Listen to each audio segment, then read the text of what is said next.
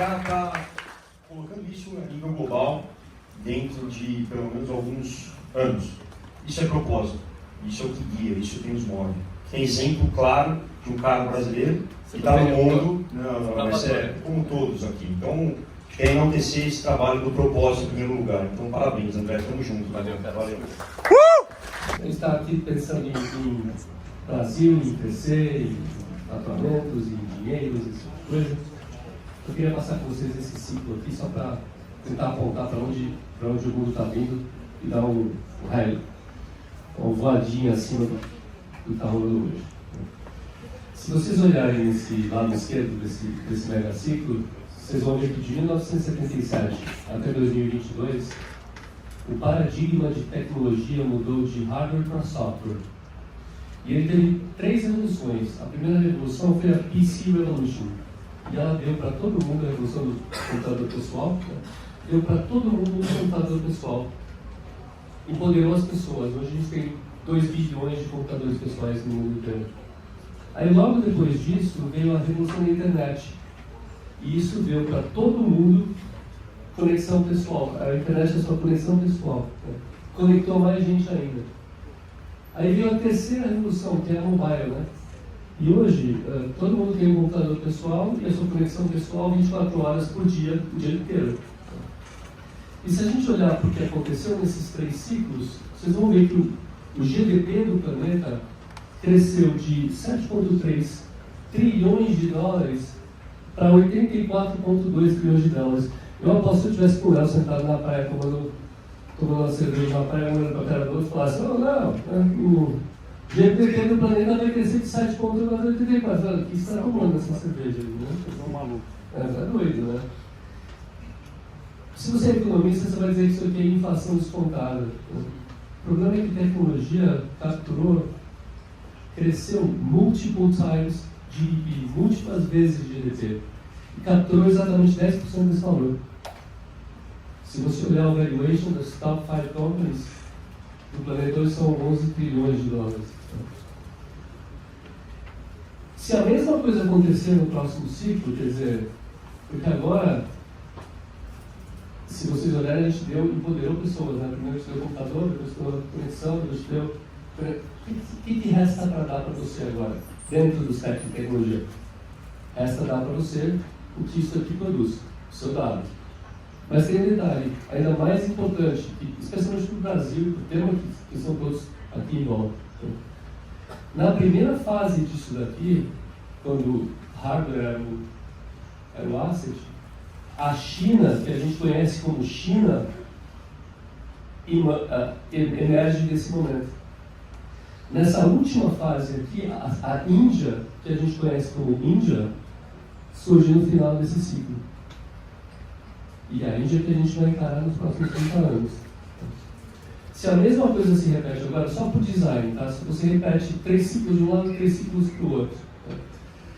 A gente acredita que você vai ter primeiro essa revolução pessoal de dados, você vai ter autonomia sobre o seu dado, e aí sim você vai poder alimentar AI e robotics do jeito mais correto, né? E mais eficiente, mais produtivo. E depois você vai ter uma outra revolução que é regeneração, né? Do planeta, do oxigênio, das florestas, das cidades, das relações com as pessoas, de tudo que vem por aí. É verdade que todas essas coisas acontecem ao mesmo tempo, em frequências diferentes, e tentam se organizar. Mas isso aqui mais ou menos deve ser o que vai acontecer. Só que tem um detalhe também. Se você olhar aqui para trás, no primeiro ciclo, de 77 a 2022, o mundo era mais na América do Norte, Califórnia, Europa e um pouquinho do restinho do mundo, e o mundo inteiro para a gente conquistar. Né? Hoje, do outro lado agora, a gente tem a Índia, a gente tem a China, a gente tem o resto do planeta inteiro. Então você tem 8 bilhões de pessoas, das quais 6 bilhões estão do outro lado, tá? Então, no East. Tem 2 bilhões de pessoas para cá e 6 bilhões de pessoas para lá. Tá? Se a mesma coisa se repetir, o GDP vai para 1 quatrilhão de dólares. Então não é todo que tem cara falando 7 trilhões de dólares de investimento em chips, uma companhia, uma só pessoa, 1 bilhão de dólares de valuation. Né? Então, é bonito a gente ver isso e ver o papel do Brasil aqui, né? Porque no primeiro ciclo o Brasil foi mercado, tá? E a gente colocou uma lei, logo no comecinho, a lei de proteção de mercado, foi em 1982, 84. Logo depois que o Brasil parou e tentou fazer reserva de mercado para software. Podia ter dado certo, né? Mas não deu tão certo. Né? E o que a gente está tratando agora, né, é soberania de dados, né? Soberania da gente nisso.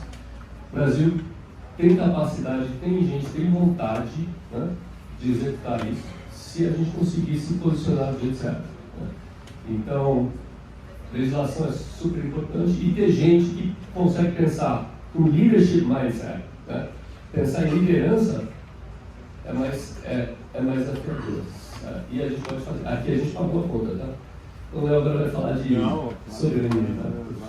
Gente, obrigado. O valor de dado é uma coisa que no começo ninguém conseguia entender qual era o valor do dado, como faria isso. Era muito claro para a Big Tech, para Telecom, para outras companhias, mas para a maioria das empresas e para as pessoas é quase impossível. Tá? E durante o começo da história, a gente fez quase 120 projetos com dados para desde o Departamento de Defesa até Germany, no mundo inteiro. E a gente percebeu que todos esses projetos, eles invariavelmente começavam em qualquer tipo de problema e terminavam sempre numa pessoa. Se você conseguisse dar para as companhias e para os problemas a capacidade de, puxa, posso combinar aquele outro, dê certo? Aí eu combinava dois, e agora eu posso combinar aquele outro, dê certo ali, né? E quando você vai afunilando, chega na pessoa. Quando a gente viu isso, falou, puxa, se a gente conseguisse inverter, né? Ir da pessoa para baixo. Né? E a gente percebeu que, tinha uma questão que chama ownership, propriedade de dados, né? E sonhos de privacidade começar a chegar. Né? E que conseguir dar para o cidadão a propriedade e o direito e autonomia sobre os seus dados, né? Que o jeito de explicar ownership, propriedade, é ter autonomia sobre os seus dados. Poderia criar uma revolução bem interessante no mundo inteiro. Aí veio privacidade, né? Assim, todo mundo começou a falar de privacidade, e depois veio AI. Então, se a gente olhar para AI hoje, né? E é super legal ver o Brasil fazendo isso, né? Porque vai ser realmente uma revolução profunda, né? Assim, no mundo inteiro. Quando você pensa que é um play de aplicação, né? O que a AI faz é servir o seu dado de volta para você.